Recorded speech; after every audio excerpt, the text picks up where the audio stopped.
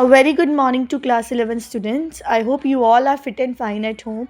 So, students, today we will start with a very new chapter, that is Accounting Standards and International Financial Reporting Standards. So, the weightage of this chapter in your final examination will be of 2 to 3 marks. And this chapter is completely theoretical based chapter. There will be no numerical question in this chapter. And this chapter is kind of related to chapter Accounting Principles. Accounting principles, concepts and conventions which we have already done.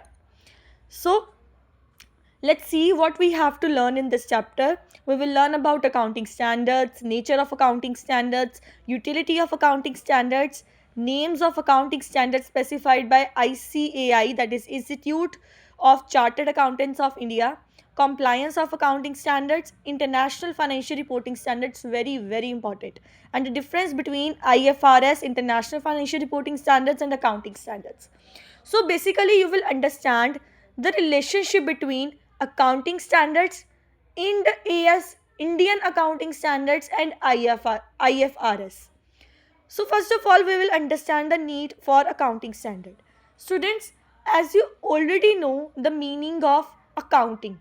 Accounting means identifying, measuring, recording, classifying, summarizing, analyzing and communicating. Right? What communicating? The financial information to its various users. You can learn the definition of accounting from this shortcut IMRCSAC. ठीक है, तो main objective ही क्या है accounting करने का, so that हम जो है ट्रू फेयर रेलेवेंट जो इन्फॉर्मेशन है, कैसी इन्फॉर्मेशन, फाइनेंशियल इन्फॉर्मेशन जो है उसके यूजर्स तक पहुंचाएं. ठीक है, तो अब ये true and fair financial position कैसे आएगी? If we follow generally accepted accounting principles which are mentioned. ठीक है, अगर हम उनके रूल्स कॉन्सेप्ट्स कन्वेंशंस को अच्छे से फॉलो करते हैं तो यूनिफॉर्मिटी आएगी. ठीक है, but difficulty is that gap is also allow a large number of alternative treatments for same item.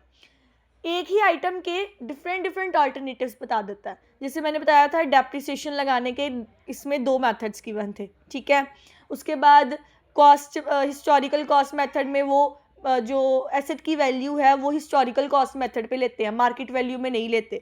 So different different चीज़ें ये आ जाती हैं जिसके कारण फिर अकाउंटिंग में एक लैप्स आ जाता है. कोई मेथड फॉलो कर रहा है, कोई मेथड फॉलो कर रहा है, चाहे वो सेम इंडस्ट्री है चाहे वो सेम इंडस्ट्री नहीं है. ठीक है, तो इससे क्या आ जाता है कि लैप्स आ जाता है. Hence there is an urgent need to harmonize and standardize these diverse accounting policies. Certain standards must be followed for preparing the financial statements so that there is the minimum possible ambiguity. Ambiguity means confusion and uncertainty about the figures contained in the financial statements. So, the International Accounting Standards Committee, MAC, the IASC, came into existence on 29th June 1973 to develop the accounting standards. The Institute of Chartered Accountant of India and the Institute of Cost and Works Accountant of India are associate members of IASC, that is International Accounting Standards Committee. The Institute of Chartered Accountant of India is also drawing up its own accounting standards, which are basically patterned on the international accounting standards and are modified according to the conditions and practices prevailing in India. ICAI भी ठीक है, Indian institute of chartered accountant of India, institute of chartered accountant of India जो है ये भी जो है अपने स्टैंडर्ड्स बना रहे हैं as per the international accounting standards और उनको इंडिया की नीड्स के अकॉर्डिंगली मॉडिफाई कर रहे हैं. So we will learn the meaning or concept of accounting standards, that what exactly accounting standards are. Accounting standards may be defined as written statements issued from time to time by institutions of accounting professionals. So, accounting professionals specifying uniform rules or practices for drawing the financial statements. So that की जो uniform rules and practices हैं for drawing the financial statements बनाने के लिए, financial statements means trading and profit and loss account and balance sheet. So you will have to learn this definition by Kohler. Kohler defines accounting standards as a code of conduct imposed on accountants by custom, law or profession. So we will read this definition once again. Kohler defines accounting standards as a code of conduct imposed on accountants by custom, law और professional body. ठीक है, ऐसा code of conduct जो कि impose किया जाता है accountants के ऊपर कस्टम के द्वारा, लॉ के द्वारा और प्रोफेशनल बॉडी के द्वारा. सो नेचर क्या है अकाउंटिंग स्टैंडर्ड्स का? Accounting standards lay down the accounting norms of accounting policies and practices by way of codes to direct as to how the transactions and events should be dealt with in accounts and disclosed in financial statements. For example, accounting standard may define the term cost and lay down a definite method for valuation of inventories with the minor modifications under special circumstances. तो हमें accounting standards ही बताएंगे कि क्या basically cost में क्या आता है और जो वैल्यूएशन करना है इन्वेंट्रीज का वो कैसे करना है. ठीक है, किस मेथड के अकॉर्डिंगली जो है हमने इन्वेंट्रीज का वैल्यूएशन करना है. ये मेथड्स आप आगे जाके हायर एजुकेशन आप कॉमर्स में पढ़ोगे, बीकॉम बीबीए में. Various methods of valuation of inventories are FIFO method, LIFO method. तो आपको बस इतना इसके डेप्थ में नहीं जाना, जैसे आपको ऊपर ऊपर से इसका नॉलेज लेना है. With minor modifications under special circumstances. In this way, they remove the effect of diverse accounting practices and policies so that financial statements of different business units become comparable. देखो, आप दो चीज़ों को तभी कंपेयर कर पाओगे अगर वो कहीं ना कहीं सेम तरीके से बनी होंगी. ठीक है, तभी कंपैरिजन पॉसिबल हो पाएगा. अगर कोई चीज़ फॉर एग्जांपल हम जो है एक बहुत ऊपर वाली कंट्री का बहुत हम एक डेवलप्ड कंट्री का कंपैरिजन हम एक अंडर डेवलप्ड कंट्री के साथ नहीं कर सकते. ठीक है, सिमिलरली जहाँ पे सेम अकाउंटिंग पॉलिसीज़ फॉलो होती होंगी, सेम जो है रूल्स फॉलो होते होंगे, वहीं पे कंपैरिजन पॉसिबल हो पाएगा. They prescribe a preferred accounting treatment from the available set of methods for solving one or more accounting problems. They provide information to the users of financial statement as to the basis on which such statements have been prepared. Fifth point, they limit the area within which accountants has to function, and in this respect they are just like laws. ठीक है, more like laws. However, accounting standards do not aim to introduce rigidity in accounting. They only attempt to limit the flexibility and provide the accountants realistic guidelines. हाँ, ये एक rigidity नहीं provide करते but still flexibility को limit कर देते हैं. Flexibility means कोई भी अकाउंटेंट अपनी मर्जी के अकॉर्डिंगली जो है अकाउंटिंग नहीं करेगा. The accountants have to comply with the rules given by the ICAI standards. ठीक है, और अकाउंटिंग स्टैंडर्ड्स में जो भी रूल्स गिवन है उसके साथ उनको कंप्लाई करना ही पड़ेगा. If the specific circumstances of an enterprise do not justify the application of a certain accounting standard, the alternative practice regarded as more suitable may be adopted. ठीक है, sometimes there may be chances कि accountant जो है अगर दूसरी practice follow करता है apart from accounting standards और वो ज़्यादा preferable है, ठीक है, also suitable है, तो वो adopt की जा सकती है. But however, the event of adequate disclosure of this fact in the financial statements so that users of such statements may be aware of such deviation. तो जो accounting standard से deviation ली है इसको mention करना बहुत important है so that जो उसके users हैं उनको भी जो है deviation के बारे में पता चले. ठीक है, नेक्स्ट इज ऑब्जेक्टिव और पर्पस ऑफ अकाउंटिंग स्टैंडर्ड्स. क्या ऑब्जेक्टिव है, क्या पर्पस है कि हम अकाउंटिंग स्टैंडर्ड्स को प्रिपेयर कर रहे हैं? To provide the norms on the basis of which financial statements should be prepared. सारे norms, rules बताने जिसके accordingly financial statements prepare होंगी. In fact, accounting standards dictate the manner in which financial statements should be prepared. Not only telling about the norms, but also dictating the manner in which financial statements should be prepared. Like in the company's account, the balance sheet is prepared in vertical format. It is prescribed. ठीक है, ये बताया गया हुआ है companies act 2013 के relevant standards के अंदर. ठीक है, so after that, to make financial statements more meaningful and comparable, to harmonize the diverse accounting policies and practices, to ensure uniformity in the preparation and presentation of financial statements. Again, these points are repeating. ठीक है, आपको अभी इतना तो पता चल गया होगा to make the financial statements comparable, meaningful, reliable, right? Harmonize the diverse accounting policies and practices to ensure uniformity in the preparation and presentation of financial statements, to provide information to the users of financial statements so as to basis on which financial statements have been prepared. तो accounting का last जो motive है, accounting process में जो last point आता है वो यही आता है कि कम्युनिकेट करना है, जो हमने फाइनेंशियल इंफॉर्मेशन ड्रॉ करी है उसको कम्युनिकेट करना है यूज़र्स को. तो वही, तो अगर हम जो जो स्टैंडर्ड्स फॉलो कर रहे हैं और उस स्टैंडर्ड्स के अकॉर्डिंगली जो हमने फाइनेंशियल स्टेटमेंट्स प्रिपेयर की हैं वो हमने यूज़र्स तक पहुंचानी है. देन यूटिलिटी और advantages of accounting standards. Utility, क्या नीड, क्या यूज़ और क्या इसकी जो है advantages means importance. Accounting standards have been evolved to curb the abuse of flexibility in adoption of accounting policies by the business enterprises. Accounting standards इसीलिए introduce करे गए to curb the abuse of flexibility, मतलब कि जो गलत use हो रहा है, जो फ्लेक्सिबिलिटी गिवन है अकाउंटिंग पॉलिसीज़ में, उसके नेगेटिव यूज़ को कम करना. Accounting standards provide the accountants those accounting policies which are more suitable in a given situation.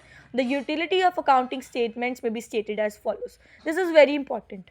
This is very important because these points may come under the, that is in this question, nature of accounting standards. ये चीज़ें भी जो हैं nature में आ सकती हैं, right?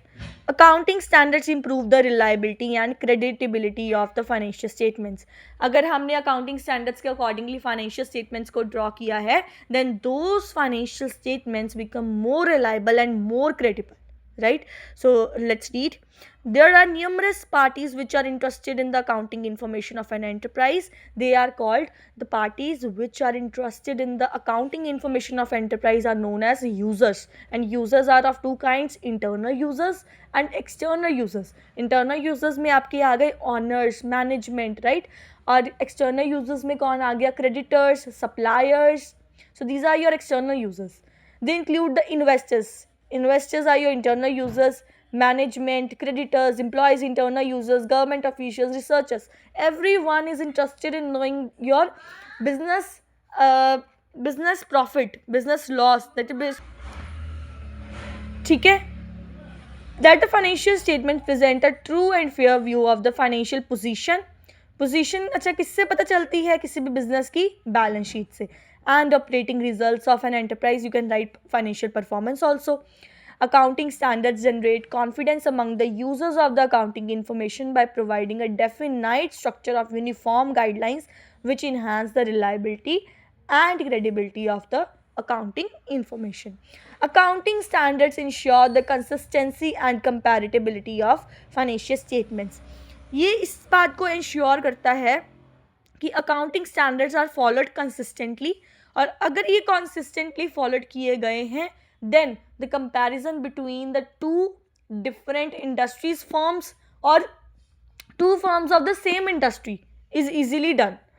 Accounting standards make the financial statements of different enterprise or of the same enterprise for different accounting periods. That means inter-firm comparison and intra-firm comparison both comparable. They bring the uniformity of assumptions, rules and policies adopted in the preparation of financial statements, and thus they ensure the consistency and comparability of such statements, which in turn ensures better comparison of profitability, financial position and future prospects of an enterprise. In the absence of accounting standards, comparison of different financial statements may lead to wrong conclusions because each enterprise would evolve its own rules or standards to suit its purpose. If different accounting standards are being followed in different enterprises, or let's suppose not even in different enterprises, let's take an example, like it is the same enterprise, it is the same firm, ठीक है, that firm is using different accounting standards and policies in previous year, ठीक है. Let's suppose in 2023 they were using different standards, and in 2024 suddenly they changed their following the method of standards or following the rules, वो change कर देते हैं in 2024. तो क्या हम 2023 को कंपेयर कर पाएंगे 2024 से? No, that would not be possible.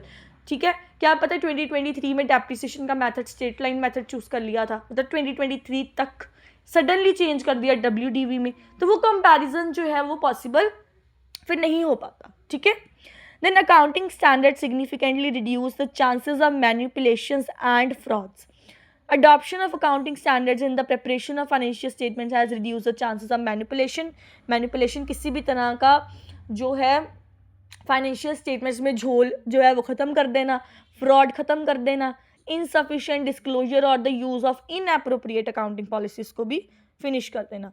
Helpful to auditors, मैंने आपको पहले भी बताया था, ऑडिटर्स का मीनिंग होता है the ones who check the accuracy of the financial statements. हमने फाइनेंशियल स्टेटमेंट्स ड्रॉ कर ली ना, it is the work of the auditor. उस ऑडिटर ने चेक करना है कि जो जितनी भी हमारी हमने अकाउंटिंग की है वो करेक्ट की है कि नहीं की. It is the duty of the auditors to ensure that accounting standards have been followed in the preparation of financial statements. तो अकाउंटिंग करने के लिए जो है ये तो बनने ही अकाउंटिंग स्टैंडर्ड्स तो फॉलो करने ही पड़ने हैं, तो ये भी ऑडिटर की ड्यूटी है. In case of deviation it is also their duty to make adequate disclosure in their reports so that the users of such statements may be aware of such deviations. और अगर किसी भी तरह की deviation उनको नज़र आती है तो that must be mention in the reports. As a result the auditor will be free from court cases and various penal provisions under the company law in case of inducted frauds, insufficient disclosures or due to adoption of inappropriate accounting policies. So now there are limitations of accounting standards. They are restrictive in restrict initiative. Since accounting standards are mandatory in nature, they restrict initiative for better presentation and disclosure. तो एक वो जो चीज़ होती है ना, एक mandatory चीज़ की करनी ही करनी है, तो वो जो स्टार्ट लेना है. So now we will see the limitations of accounting standards. Restrict initiative, rigid in nature. Accounting standards are rigid in nature. They restrain the accountants from using a more suitable alternative solution to a particular problem based on historical cost. ठीक है, but IFRS ने इतना बोल दिया है कि अब जो है न्यू जो स्टैंडर्ड्स आए हैं according to international financial reporting standards, that the asset and liability are required to be shown at current और fair value as a date of the balance sheet, obstruct the judgment of auditors. Accounting standards obstruct the judgment of the auditors as the standards are mandatory. Sometimes auditor की judgement को भी जो है ये obstruct कर देते हैं, ठीक है. Then accounting standards specified by the Institute of Chartered Accountant under section 133 of the Companies Act. तो ये आपको पता होना चाहिए, ठीक है, कि कौन कौन से अकाउंटिंग स्टैंडर्ड्स है, बट ये एज इट इज़ लर्न करने की कोई ज़रूरत नहीं है इनको, ठीक है. ये इसको एज इट इज़ लर्न नहीं करना, बट आपको पता होना चाहिए कि कौन से अकाउंटिंग स्टैंडर्ड्स जो हैं क्या बताते हैं.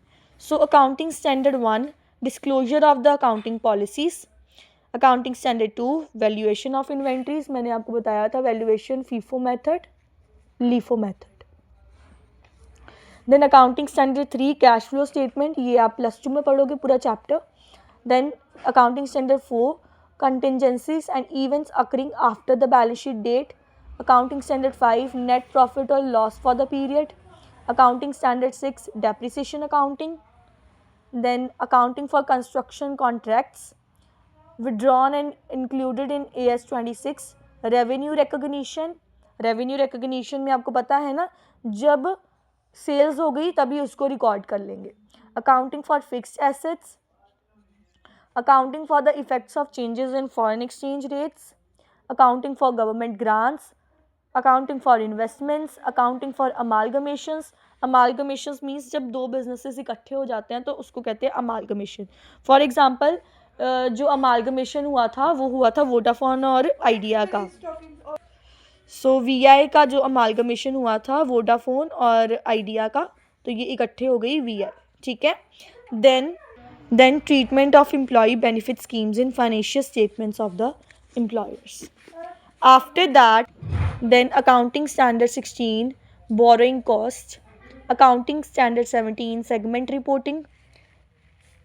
Segment reporting means जैसे एक बिजनेस ऑर्गेनाइजेशन है, वेरियस डिपार्टमेंट्स में डिवाइडेड होती है, तो उस डिपार्टमेंट के किसी एक सेगमेंट का जो है रिपोर्टिंग करना. Related party disclosures, leases is rents, ठीक है. Earning per share, consolidated financial statements, accounting for taxes on income, accounting for investments in associates of consolidated financial statements, discontinued operations, interim financial reporting, intangible assets, accounting standard 26 intangible assets. और ये जो है अब change होकर PPE हो गया हुआ है, property plant and equipment. 10 fix assets का नाम जो है वो कम्प्लीटली चेंज होकर प्रॉपर्टी प्लांट एंड इक्विपमेंट हो गया है, और फिक्स एसेट्स के अंदर ही इंटेंजिबल एसेट्स आता है. Financial reporting of interest in joint ventures, impairment of assets, provisions, contingent liabilities and contingent assets. मैंने आपको बताया था contingent liabilities and contingent assets क्या होते हैं. The liability which may or may not arise and the contingent assets which may or may not arise. Accounting standard 30 financial instruments recognition and measurement. Then presentation disclosures. So you may be asked like write any 3-4 standards of accounting, ठीक है. But आपको ऐसे proper नहीं पूछा जाएगा कि accounting standard 7 में क्या आता है या अकाउंटिंग स्टैंडर्ड 21 में क्या आता है. This is not part of your syllabus, जिससे आपको एक जनरल इसकी अंडरस्टैंडिंग होनी चाहिए, ठीक है. So this was about our topic accounting standards. Now very important topic we will start in next class, that is international financial reporting standards, ठीक है. ये हम कल स्टार्ट करेंगे नेक्स्ट क्लास में, और this is very very important from exam point of view. So this was today about today's class. Your homework questions are: first question, what is meant by accounting standards, discuss the need and utility of accounting standards. What are accounting standards? Name the accounting standards specified by the Institute of Chartered Accountants of India. इसमें आप any 5 को name कर देना, पूरे के पूरे name करने की ज़रूरत नहीं है, ठीक है. ये इसमें कवर हो गए what are accounting standards, what are the nature of accounting standards. फिर इसके बाद एक question, accounting standards ensure the consistency and comparability of financial statements, explain. कैसे अकाउंटिंग स्टैंडर्ड्स कंसिस्टेंसी और कंपैरेबिलिटी को इंश्योर करता है, ये एक्सप्लेन करना है, ठीक है. 4 advantages of accounting standards. आप ओनली 1, 2 and 3 ये क्वेश्चंस आप नोटबुक पे करोगे, 1, 2 and 3, ठीक है. और multiple choice questions are not given in your book, तो आप ये वाले करोगे. First one is accounting standards are mandatory because they options are use flexibility, improve reliability of accounts, eliminate accounting work. So आपको पता है कॉम्प्लेक्सिटी को increase थोड़ी करेंगे अकाउंटिंग स्टैंडर्ड्स, फ्लेक्सिबिलिटी को रिड्यूस भी नहीं करेंगे, मतलब करेंगे किसी एक्सटेंट तक, बट इतना ज़्यादा जो है रिड्यूस नहीं करेंगे. The best option is improve reliability of accounts. Assertion is given, accounting standards ensure uniformity in accounting practices. Yes, assertion is true. They prescribe common rules and principles for preparing financial statements. Yes, reason is also correct. So third question, first question you have to do this, second this, and third this. Accounting standards reduce manipulation of accounts. True. They allow complete freedom to accountants. No, they don't allow complete freedom to accountants. There are some restrictions, okay. So assertion is true but reason is false. So 3 questions of multiple choice questions and 3 questions, 2 essay type and 1 short question. So total 6 questions are in your homework. Okay, thank you so much class.